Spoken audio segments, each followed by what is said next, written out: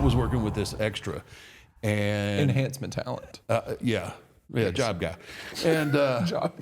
that's what you'd be jobbers, right? That's That's what they said. Yeah. That's Now what it we're- was back in the day. No, they're supposed to their enhancement talent. Now I'm that gonna is- get hate because I Yeah. didn't use enhancement talent. Yeah. I was a jobber. I got jobbed out by the Road Warriors. Anyway, this guy, he was awful, and he was nervous. And back then, we were doing like 3-4 weeks of TV in a row, and then we toured. I mean, we were on the road all the time, so all the matches on TV were enhancement matches. Mm-hmm. It was just getting your move set in, killing somebody, and then going, right? So I've got this kid, a local kid, looks like about 260 pounds, chewed bubble gum, non-athletic, and he's nervous. And I'm trying to get this character over as this killer, and this guy is screwed up. Like, he screws up one move after another move after another move. I was young. I was a little immature. So I roughed him up a little bit. Doesn't sound like you at all. Shut up, Matt. You learned that in the old school. It's old school, right? Now you don't do. I mean, I've evolved. Different man. I'm a different man now. Mm-hmm. So, but then it's just that's the way it happened to me.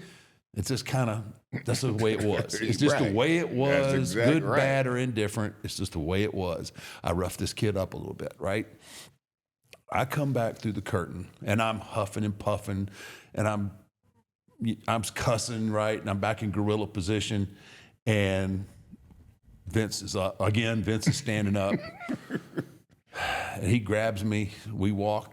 He actually didn't light me up right there in front of everybody. He grabbed me and took me through the curtain. And he said, "You feel good about yourself?" And it was just like quiet. "Well, do you feel good about yourself?"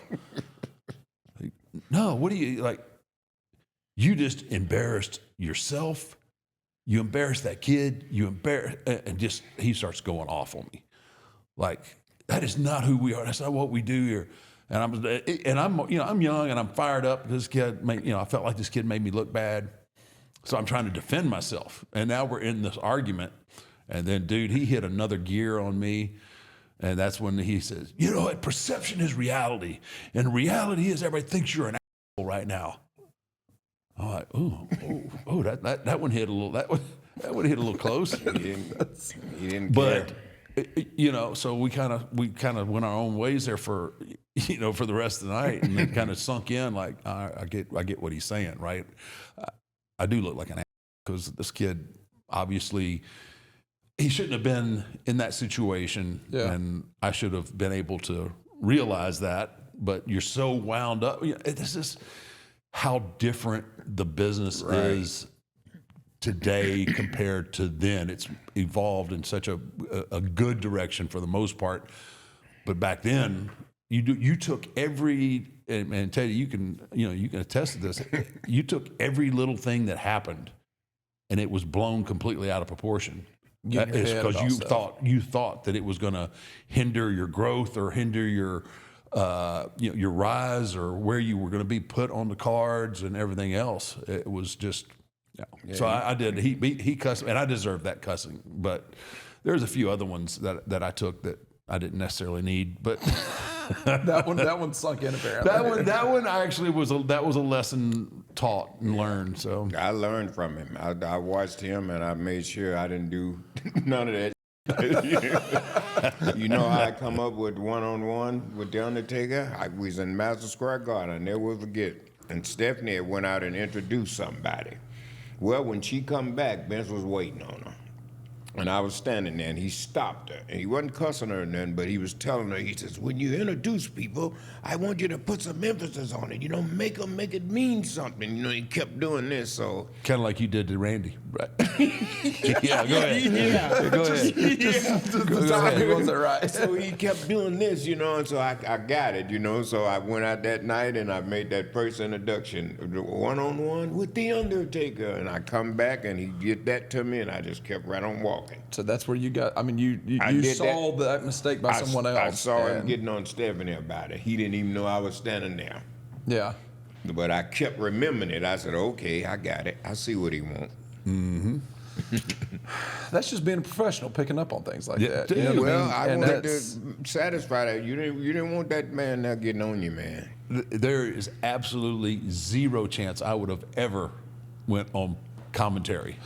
Oh. They got it the absolute worst. Oh, I've heard horror stories about. He made Nick Foley get up and leave. Yeah. He was cussing him so bad, he got up and left. And the funny thing is, though, and what people don't realize, like there were two really good places to watch the show from. Yeah. Either at gorilla position next to Vince, or go to the truck and listen to Kevin Dunn communicate to his people. Oh, just priceless. But the thing is,